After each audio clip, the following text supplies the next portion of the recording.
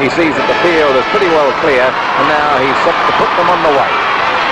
Approximately 30 minutes of football ahead, the final quarter, and Geelong on top by 10 points. The bounce favours Farmer. He hooks it over his head, then goes back in for it, but Fisher beats him to it with the boot. The ball goes towards Devine, hands stretched everywhere. Brown has hold of it now. He's grabbed by Fisher. He gets rid of it with a funny one-hand pass towards Lord. Stuart Lord kicks the ball onto the half-forward line. Gary Young takes it off his chest and kicks the ball back towards Goggin. Goggin marked over the top. Marked right over the top of Mulder. Geelong, with Woodley limping, are kicking to the Richmond goal.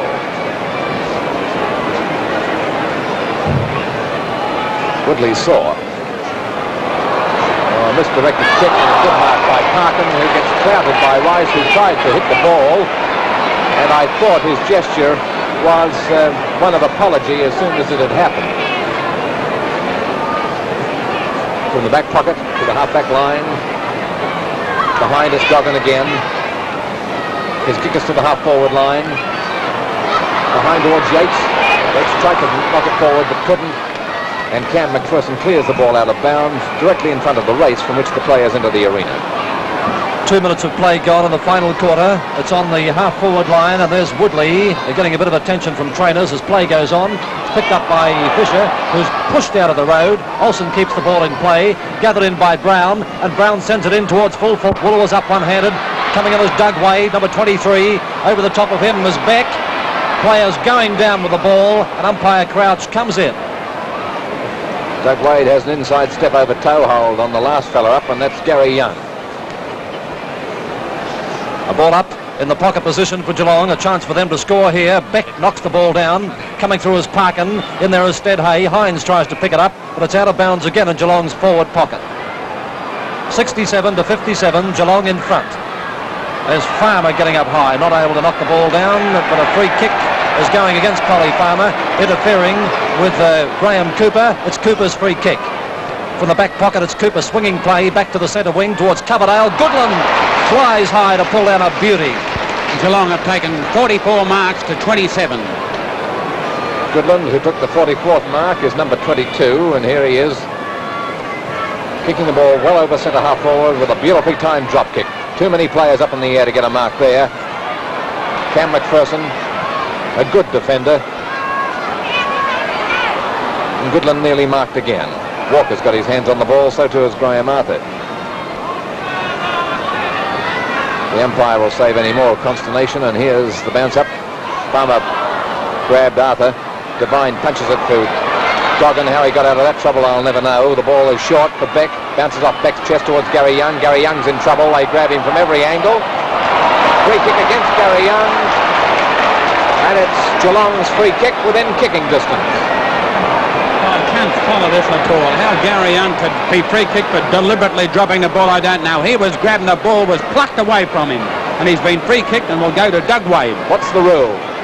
The rule is if a player deliberately drops the ball, he'll be free kicked. Wade from 50 yards out. Torpedo punt. Is this his first goal? That's his first goal for Geelong. And it's a real breath of fresh air. In the final quarter, 4 minutes of play have already gone. It increases Geelong's lead to 2-4, but I agree with Ian Cleland that it was a lucky goal for Geelong, and I can't see how the umpire could have given it against Gary Young, but still, that's the way the game goes, and Hawthorn have got to battle back now under adversity. 16 points is now the difference. That's a lot more handy than 10 points, and look at Farmer. Look at that beautiful hand pass down there to the half-forward line. The pack tries to bring it on and do through Hines. Hines is on the half-forward line. Could have kicked the goal. Seemed to be tentative. Didn't know whether to pass it to Wooler in the goal square or to Yates in the full-forward pocket, and his hesitancy cost him the chance. Hines has been very quiet for Geelong today. He's only had 6 kicks. Ruck duel coming up between Cooper, number 10, 40 is Yates. Knocked down by Cooper. Picked up by Nolder. Nolder clears it up to the half-back line. Ian Moore tries to mark it. Picked up now by Uren. He handballs it out towards McPherson, who can't take the pass. Picked up by Lord. He gives it to Farmer. And here's Polly Farmer shooting in towards goal. A beautiful kick towards Fred Wooler. Wooler can't mark it. Yates is there, number 40. Beck comes in, kicks it off the ground, and it's out of bounds right on the behind post in the Geelong forward pocket. 16 points the difference at the start of the final quarter. And 6 minutes of play have already gone. 6 minutes gone. The ball at the Geelong end of the ground, the Richmond end. Knocked away by Cooper, picked up by Phil Hay. He runs into trouble from Yates, pulls him down. Goggin will pick it up. Goggin looking for a hand pass, gives it across to Rice. Rice a chance to score. This looks good. The goal umpire stands rock still, but brings up only one hand. 17 points the difference. 7 minutes into the final quarter of play of the 1963 flag. Again, we await the kick-off from the Hawthorn fullback, Phil Hay. Quarter time, Hawthorn led by 3 points. At half time, Geelong by 16. And at 10 at three-quarter time, now they're back to 17 in front. There's a kick by Hay, a low trajectory drop kick to the half-back line. Up is Ratley, takes the mark, picks it up off the ground. When he doesn't mark it, knocked away by Cooper, picked up by Alistair Lord, who kicks in towards goal for Geelong. And that's Alistair Lord's second goal, and Geelong are really marching home.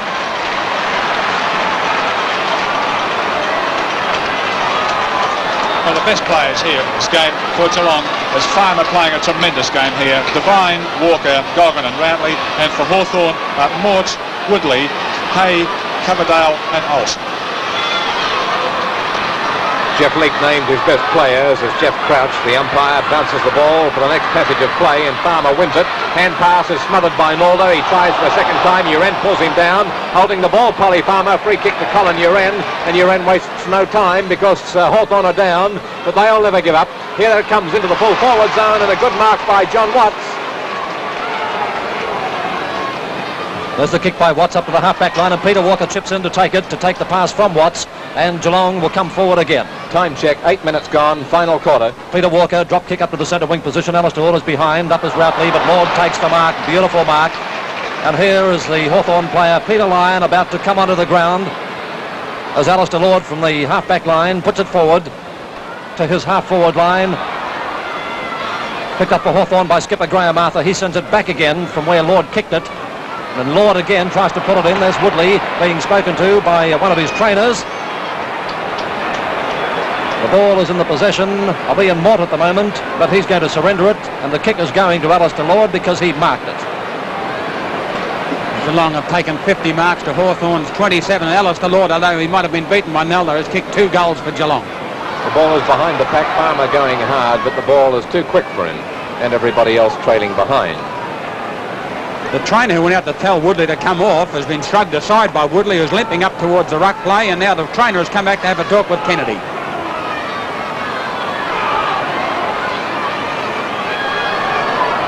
Goggin kicking the ball forward. A chance here for Brown. Brown is brought to the ground. Picked up now by Hines. Here's a show as Hines gets his boot to the ball. Sent along, kick in towards goal. Another goal to Geelong. And Bob Davis is jubilant. The second goal by Hines. Tremendous reaction from the Geelong bench. They all went up in the air. Well, it looks as though now perhaps the third hard game in a row is having its effect on Hawthorn, and Geelong look as though they could run away to the easiest of victories, but even if they win by 6 goals, it won't be an easy victory because it's been a hard, rough game. Here they come again, the ball onto the half-forward line. Wooler's getting the run here. He's been brought back to the half-forward line. Look at him go. A chance for a left-foot goal by Wooler. It's going right down the throat of goal. The Cats are on fire. Look at the Geelong bench.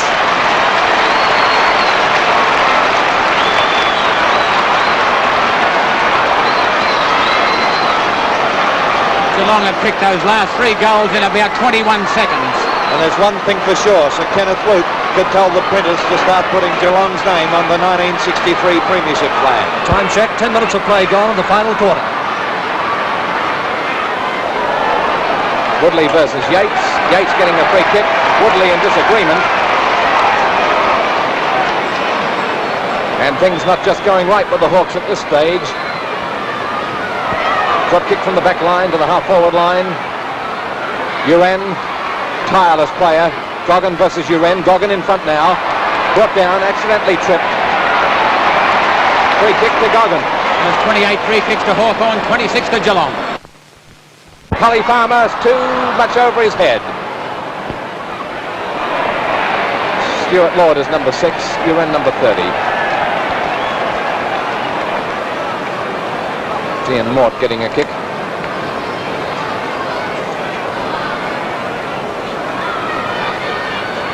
35 points the difference as Yates gets up very high, but Hawthorn comes forward.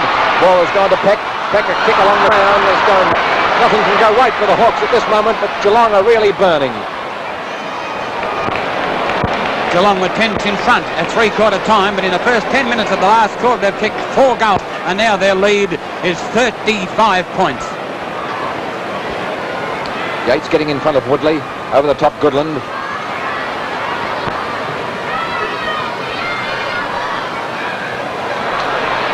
Stuart Lord knocks the ball away. West is with Stuart Lord. And twin brother of Alistair clears the ball out of bounds in front of the Gray Smith Pavilion, which is the one to be pulled down in the new MCC rebuilding scheme. 13-14 to 8 goals 9. In a flash it's developed to that. I don't know what was in that bottle, but Fred looked as though he was enjoying it. Alistair Lord. Towards Wooler. Oh! Definitely the swig made all the difference. There's been 2 changes.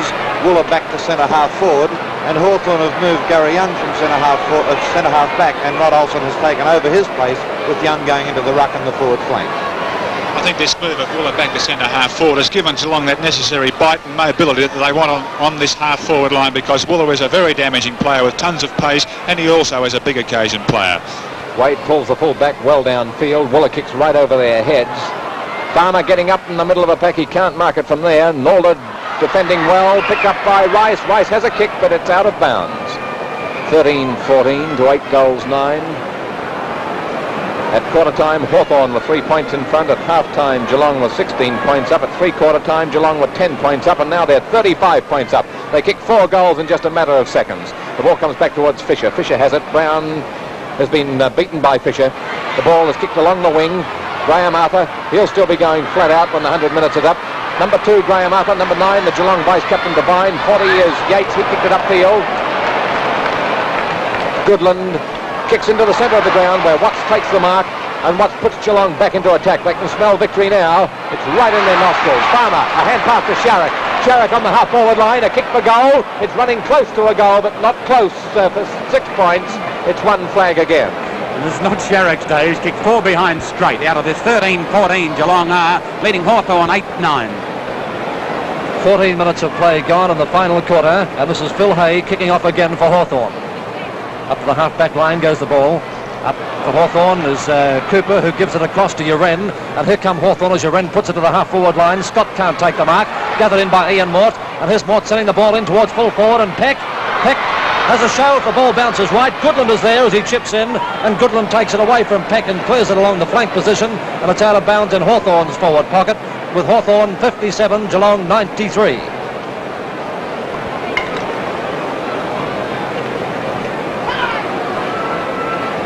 It's 93 to 57, and the Cats are cooking on gas. John Peck pushed out and getting a free kick. He was wanting to play on, but he will have to kick over the mark. It'd be 55 yards from goal. This is his 9th kick. He's already kicked 3 goals, 3 behind.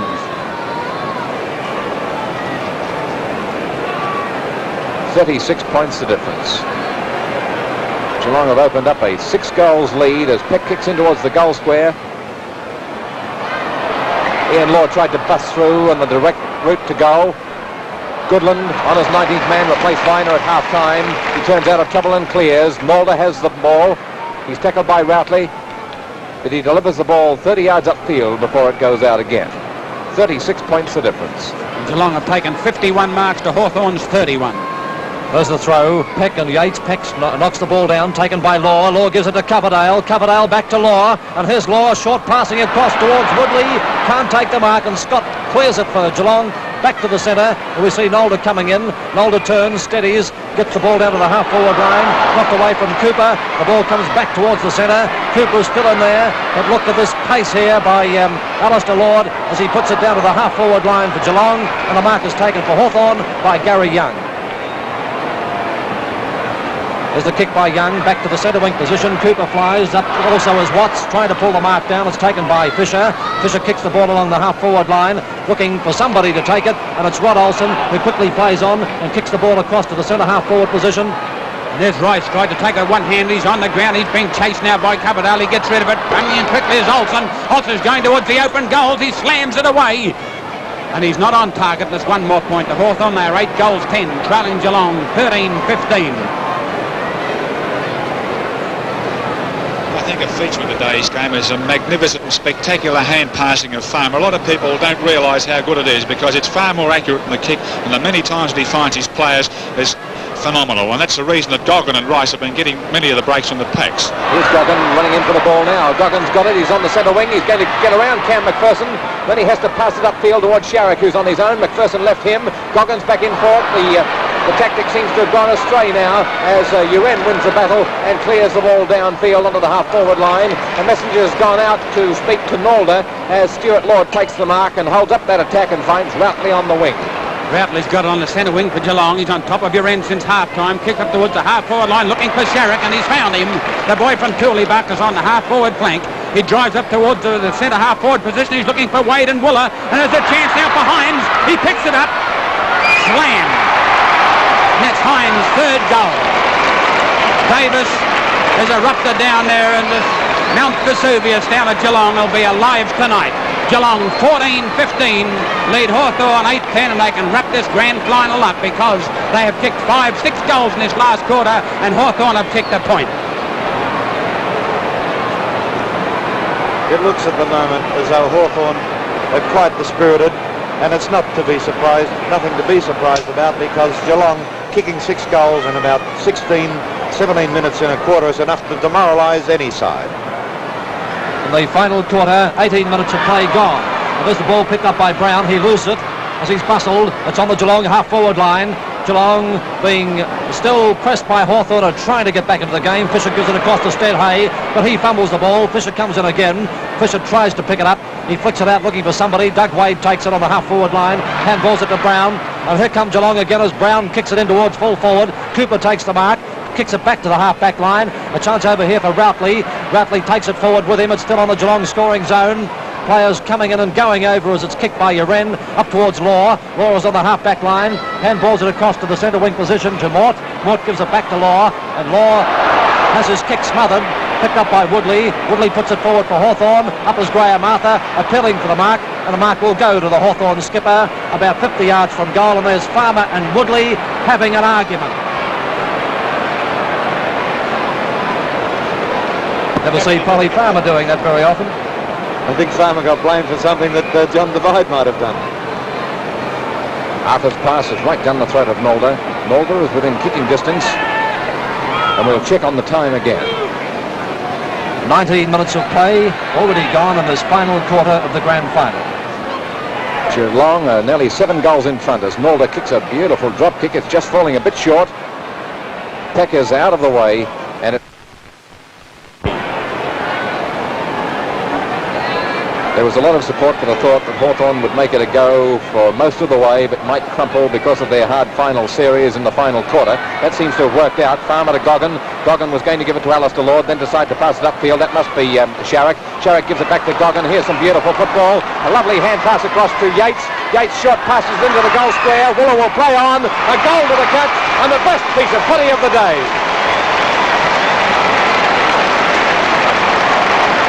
Champagne football from the Cats. It can be done, Tony, when the other side that you're playing against is dispirited, and there's the score. 15-15. 105 points to Hawthorn's 8-11-59. Hawthorn are dispirited. At the moment, Geelong's pace is supremely evident, and they're getting away with murder because Hawthorn are a tired side. Anxious consultation with Coach Kennedy by the messenger, but there's little he can do now. Congratulations to Hawthorn for the magnificent fight they put up in this game, and of course throughout the season. They're a credit to the league as the bounce goes underway again with Geelong 7 goals 4 ahead. Here they come again, no stopping them now. This is Hines, a left foot hook shot onto the half-forward flank on the Olympic stand wing. Stead Hay's not giving up, nor any of the other Hawthorn players, but they seem tired. Parkin kicks the ball back into attack. Woodley is too slow at this time. Yates picks it up. No, it's not Yates, it's West across to Goodland. Goodland thwarts Coverdale. He short passes into the centre, but it's to Uren instead of to Wade. There's the kick by Uren with 21 minutes of play gone. Up is Peck, but in front of him and up higher is John Watts. And again, Watts' save for Geelong, right on the last line of defence. John Watts, former West Australian player, drop-kicking the ball wide to the centre wing. A chance for Hines. Hines is tackled by Law and will get the free kick. It looks for around the neck, and there's Uren and Hines having a tussle too. He's a fiery little character, this bloke. Hines is on the centre wing, and there's his kick on the Geelong's half-forward line. Up is Farmer. Almost a beautiful mark. Coming through is Gary Young. Picked up by Colin Rice. Handballs it out to Wade. Wade steadies, shoots in towards goal. 1 point on this occasion to Geelong from the kick by Wade. Wade has kicked 1 goal for.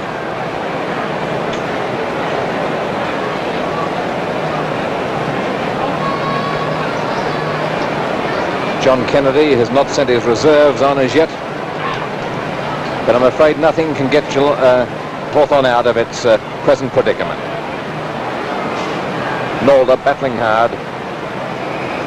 It's not an easy thing to do, to play football as Hawthorn are playing it now, full of spirit and going just as hard as they can when they're so obviously well beaten. Goggin gave it to Hines. Hines from 50 yards out kicks one that's going close to a goal, but it's only one flag, and the Cats now are piling on the score. They're 15-17. They're 107 points to 59.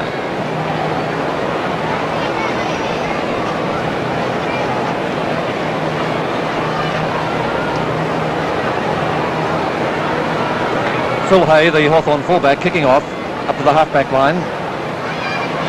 Up was Cooper trying to mark for Hawthorn. He shepherds well to allow Cam McPherson to take the ball. This is McPherson from the half-back line, sending Hawthorn forward. A chance over here for Ian Law. Behind him is Scott, number 14. Law picks up the ball on the half-forward line for Hawthorn. Doesn't kick it very far. Peter Walker takes it. He's tackled by Mort. Gets it across to Devine, and he clears it for Geelong. Back to the centre wing. Cooper sets himself and takes a good mark as Hines comes in to take it. He handballs to a teammate coming through. Hawthorn come forward, but there's nobody there except John Watts of Geelong, who takes the mark again.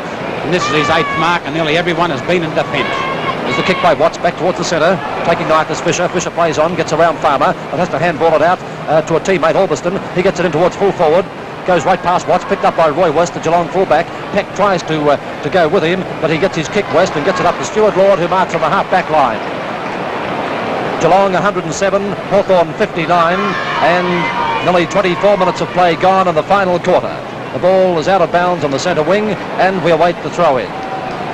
Bobby Davis is going to bring Polinelli on to give him a run. Just wondering who can come, or probably Brown. There's the throw-in. Number 10 is Sharrock, being pursued by number 2, Graham Arthur. It's picked up by Sharrock. He gives it across to Alistair Lord, and here comes Geelong again. Another score coming up, perhaps, as Lord kicks in towards goal. As Phil Hay touches it, and it goes through for 1 point to make Geelong another point on the board.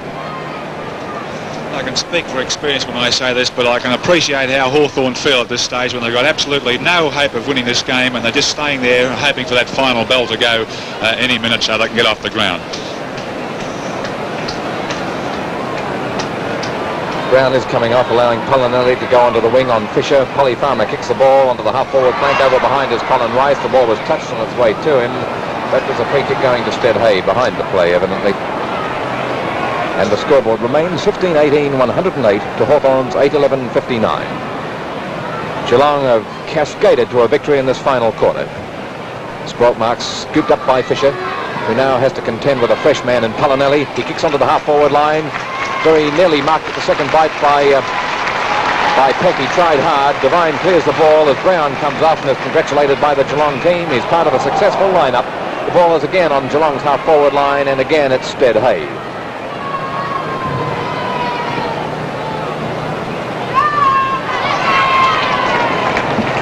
Mark then taken by John Watts. Watts is on the half-back line for Geelong, and he kicks it wide, looking for Polinelli, who's just come on, trying to give him a kick in the grand final, and he succeeds in getting it to Polinelli, and there's Polinelli's first kick in the grand final, in towards goal, but it swings away, and it's over the line and out of bounds in the Geelong forward pocket. Geelong 108, Hawthorn 59, 25 minutes of play gone, 25 gone in the final quarter. There's a throw-in. Up is Beck, who knocks the ball down. Gary Young tries to pick it up. cleared by Hawthorn up to the half-back line. Up is Polinelli, almost pulling the mark down. It's picked up by Alistair Lord. A left foot kick in towards goal. A good kick. It's through. It's a goal. 1 point as it hits the post. Trying to anticipate, and it's banged against the post, and Alistair Lord has kicked 2 goals too. Well, Geelong are 15-19 to 8-11, and I think at half-time, at three-quarter time, Geelong led only by 10 points. Now the lead is 50 points. A fantastic last quarter by Geelong to get well away. There's the kick out by Phil Hay. Polinelli sets himself, receives a push. Now's a chance for Cam McPherson. He gets the ball, plays out along the centre wing position as a Hawthorn player down, and we see the ball go to Rod Olsen. It looks like Nelda. Nelda is on the ground. Or is it Gary Young? Gary Young, it would be number 31. Up towards the half-forward line, and we see Watts again as he falls over in the back pocket, and that was his 10th mark.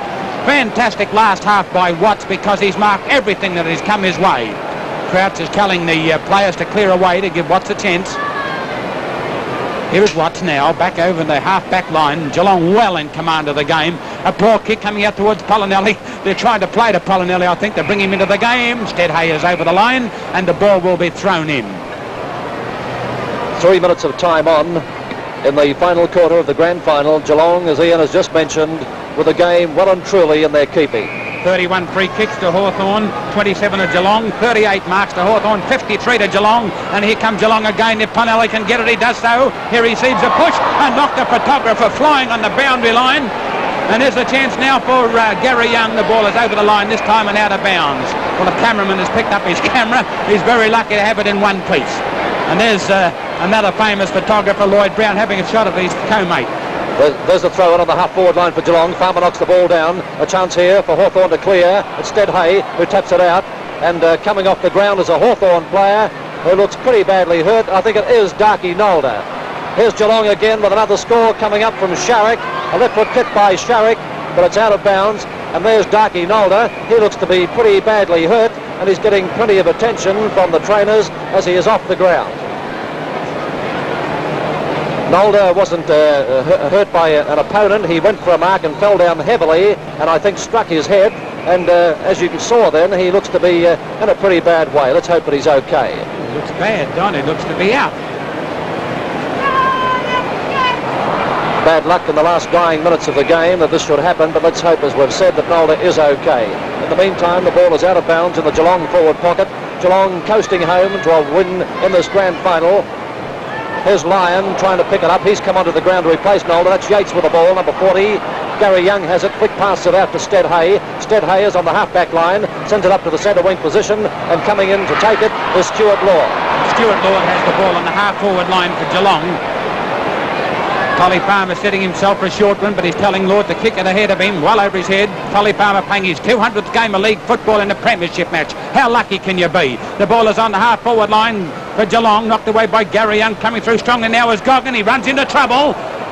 Gets away with it. Uren dodges cleverly around a Geelong player. That was Routley. Gets up towards the half-forward line. There's nobody home. Leading in the race for the ball is Scott, coming through stronger as Peck. Peck has the ball on the ground. If he can pick it up, he does so. Tries a short pass up towards Ian Law in the forward pocket. But there's John Devine, and backing him up well is Goodland, who has played very well for Geelong when he replaced Viner at half-time. He ran into a little bit of trouble then, though.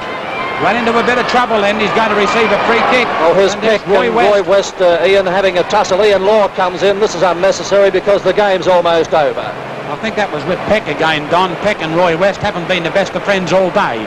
Anyway, it's a free kick to Goodland in the back pocket in the dying stages of this 63 grand final. Geelong have got it sewn up. Goodland drop kicked it up towards the centre wing position, setting himself. And marking it quite well is Olsen. He plays on now, kicks up towards the centre half-forward position. Here it comes up towards West, and also Devine coming through strongly is Arthur. Gives it across to Law. Law punches it out as the chance for Hawthorn. It's picked up by Elvis and a right foot snap, but he's coming well away from the goals, and it's 1 point. Hawthorn are 8 goals, 12, trailing Geelong 15-19. Well, a kick-off coming up in the final passage of play. From the Geelong fullback, Roy West. This is a certain win to Geelong, who are just coasting home 109-60. Hawthorn have put up a magnificent performance. They're still fighting hard, but Geelong too good on the day. There's the kick-off.